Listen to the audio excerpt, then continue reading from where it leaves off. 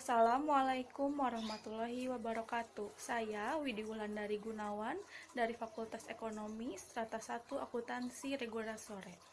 Di sini saya akan menjawab pertanyaan ujian tengah semester mata kuliah Komunikasi Bisnis. Untuk pertanyaan yang pertama yaitu, mengapa penting mempelajari berkomunikasi dengan. Jawabannya yang pertama yaitu agar pesan yang ingin disampaikan dapat diterima dengan tepat oleh pendengar.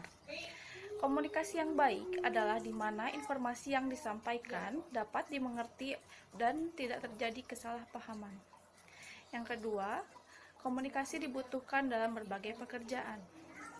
Di dalam dunia pekerjaan, seorang karyawan tidak dapat melakukan pekerjaannya tanpa berkomunikasi dengan rekan kerjanya. Mengapa?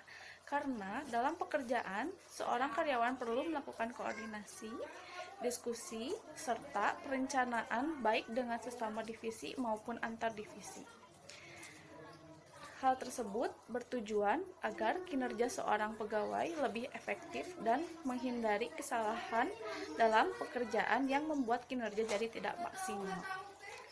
Yang ketiga yaitu memperkuat hubungan.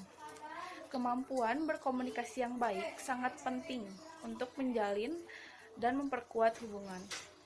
Apabila dilihat dari tujuan untuk bisnis, fungsi komunikasi yang baik yang pertama yaitu memberikan informasi. Tujuan yang pertama adalah memberikan informasi di mana informasi yang ada kaitannya dengan bisnis dan disampaikan dengan cara yang benar dan tepat. Contohnya, memberikan informasi mengenai penawaran produk kepada calon pelanggan, seperti detail produk, harga, syarat, dan ketentuan, dan sebagainya. Yang kedua yaitu memberikan persuasi. Persuasi adalah komunikasi yang digunakan dengan tujuan untuk meyakinkan dan mempengaruhi orang lain. Dalam komunikasi bisnis, persuasi banyak digunakan terutama pada hal yang ada hubungannya dengan negosiasi bisnis. Yang ketiga yaitu melakukan kerjasama. Nah, di sini tujuan yang terakhir adalah komunikasi bisnis melakukan kerjasama antara kedua belah pihak. Dengan melakukan kerjasama yang baik antara kedua belah pihak, maka untuk bisa mencapai keberhasilan dalam bisnis menjadi lebih mudah. Yang kedua, contohkan dan berikan penjelasan bagaimana bahasa nonverbal. Perlu diketahui berdasarkan Kamus Besar Bahasa Indonesia, arti dari nonverbal adalah tidak dalam bentuk percakapan, tidak dalam bentuk bahasa. Definisi dari bahasa nonverbal adalah salah satu cara komunikasi yang disampaikan dengan tidak menggunakan kata-kata, yaitu komunikasi disampaikan dengan menggunakan seperti gerak tubuh atau gestur, mimik wajah, bahasa isyarat, simbol, dan sebagainya. Contoh, aku tidak mau makan, menggunakan gerakan tubuh, seperti itu. Yang ketiga, gunakan bahasa daerah dalam memperkenalkan produk baru dan tunjukkan produk tersebut dalam komunikasi Anda.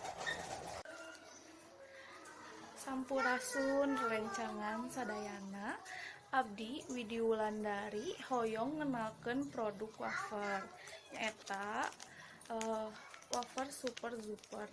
Nah, di dieu wafer ieu ngagaduhan rasa coklat sareng keju. Rasana teh raos sareng hargana mirah. Tiasa dipeser di toko anu caket sareng anjeun. Nuhun. Dan pertanyaan yang terakhir yaitu contohkan dalam komunikasi singkat bagaimana pesan bisnis Anda sampaikan kepada rekan bisnis Anda. Contoh pesan bisnis kepada rekan bisnis melalui email.